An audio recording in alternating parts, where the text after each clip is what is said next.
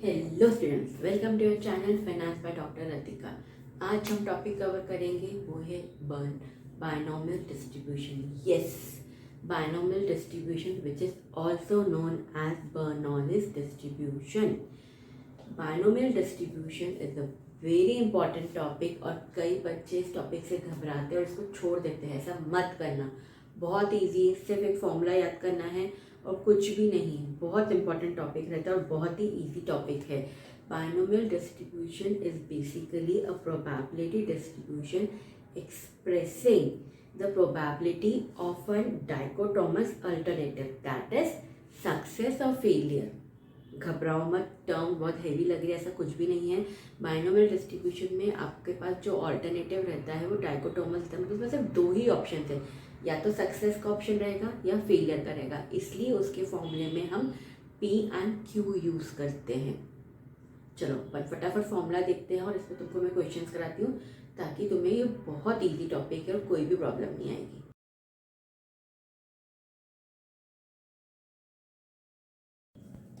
Binomial distribution का आपका formula क्या होता है? आपका फॉर्मूला होता है n C r q to the power n minus r into p are.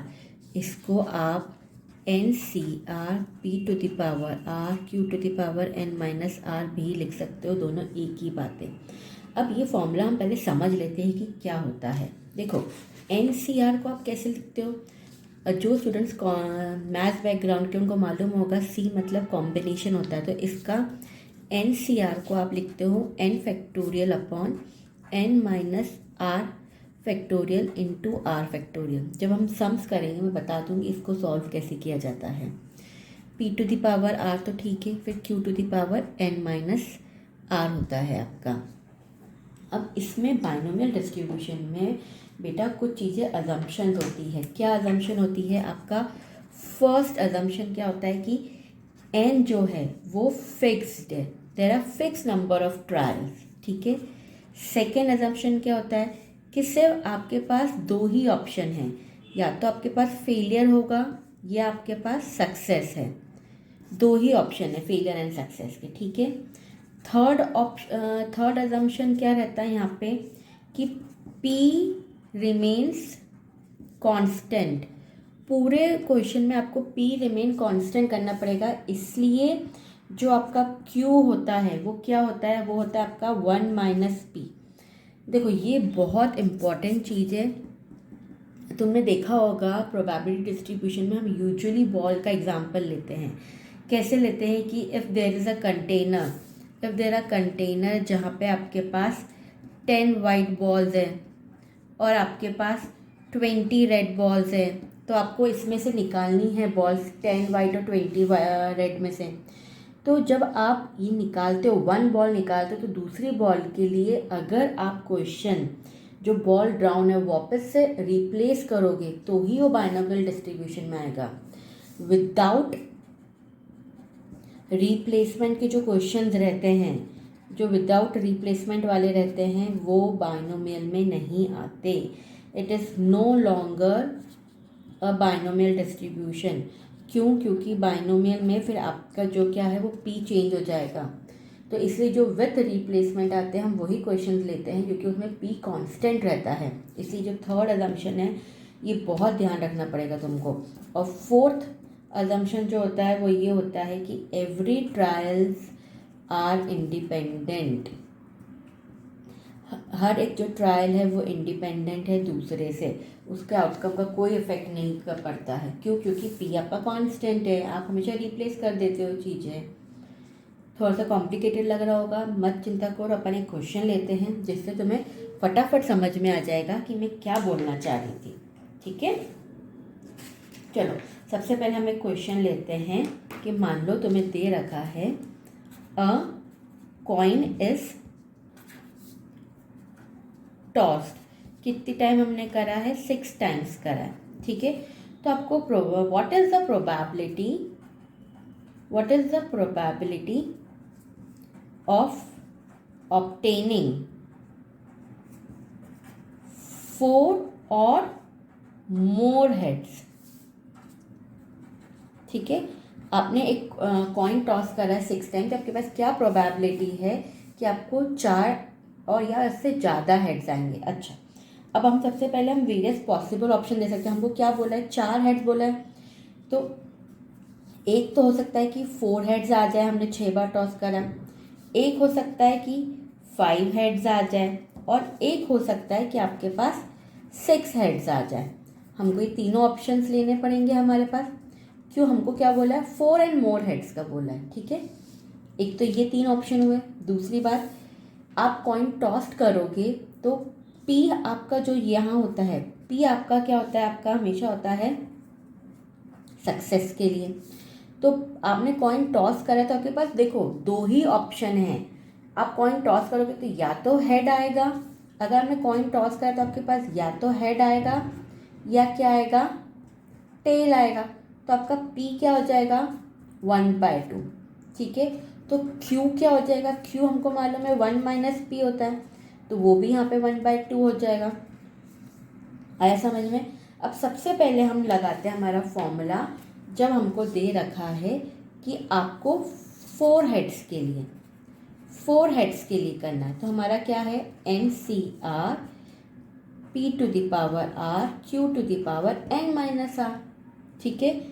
n यहाँ पे क्या है आपका, n यहाँ पे है आपका फिक्स नंबर ऑफ ट्रायल। तो हमने कितनी बार कॉइन टॉस करा है, 6 बार।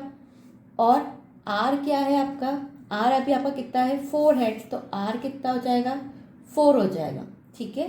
तो हम फॉर्मूले में कैसे लगाएंगे, हम लगाएंगे 6C4, p आपको है 1/2, r है आपका 4, q भी है 1/2, n है 6 - 4, ठीक है।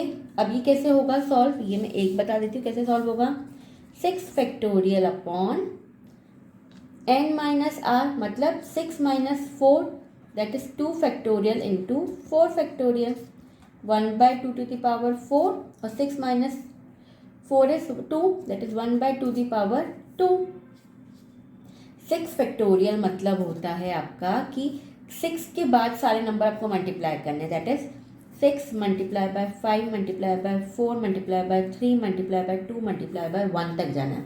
अगर 7 होता तो 7 × 6 × 5 ऐसे करते हैं। 12 फैक्टोरियल होता तो 12 × 11 × पूरा 12 से लेके 1 तक जाते हैं। आया समझ में, ठीक है। अब तुम देखो यहाँ पे, तुम देखोगे तुम इसको ऐसे लिख सकते हो कि 6 × 5 × 4 × 3 × 2 × 1 अपॉन 2 फैक्टोरियल 2 × 1 मल्टीप्लीकेशन में, तो वापस से इंटू, फिर 4 फैक्टोरियल मतलब 4 × 3 × 2 × 1। ये सब काट दूँ मैं ऐसे कैसे, 2 3 ज़ा, तो ये कितना हो जाएगा, 3 5 ज़ा 15 इंटू 1/2⁴ 1/2⁴2। अब तो ये बच्चा लोग सॉल्व कर लोगे इजीली। कितना आ जाएगा इसको हम सॉल्व करेंगे, तो ये आ जाएगा तुम्हारा कुछ 0.234। आया बेटा लोग, बच्चा लोग समझ में, ठीक है। ये किसका आया, ये तुम्हारा आया जब हमारे पास n 4 होता है। सिमिलरली अब हम करेंगे जब हमारे पास n अब क्या है 5 हो। एक बार हमको n 5 के लिए करना है, तो हम कैसे करेंगे, उसके लिए हम करेंगे 6C5, ठीक है। अब हमारा 5 हो गया तो 1/5 और 6 - 5 कितना हो जाएगा 1, ठीक है। तो इसको भी सॉल्व कर लेना। इसको हम कैलसी से सॉल्व करेंगे तो हमारा आंसर आ जाएगा 0.094, ठीक है। ये हमारा 6C5 के लिए आ गया जब हमारे पास 5 हेड्स थे। अब हम करेंगे जब हमारे पास 6 हेड्स होते हैं, तो उसके लिए हम क्या करेंगे, 6C6 1/6 और n - r, 6 - 6 कितना होता है 0, तो anything to the power 0 is 1, ठीक है। तो 1/2⁴ कितना हो जाएगा 1 हो जाएगा। तो इसको जब तुम सॉल्व करोगे तो तुम्हारा आंसर आएगा 0.016। आया समझ में। अब तुमको कुछ नहीं करना है, बाइनोमियल के लिए तुम्हें ये और ये सिर्फ ऐड करना है, दैट इज 0.234 प्लस 0.094 प्लस 0.016, तो आपका आंसर आ रहा है 0.344। ये है आपका बाइनोमियल डिस्ट्रीब्यूशन या प्रोबेबिलिटी ऑफ ऑब्टेनिंग 4 और मोर हेड्स, जो हमसे हमारे क्वेश्चन में पूछी गई है। आया समझ में? इजी है ना? अगर कुछ भी डाउट हो तो मुझे कमेंट सेक्शन में पूछ सकते हो, मुझे मेरे ईमेल एड्रेस पे कांटेक्ट कर सकते हो अगर ये टॉपिक डिटेल में पढ़ना हो तो। ओके।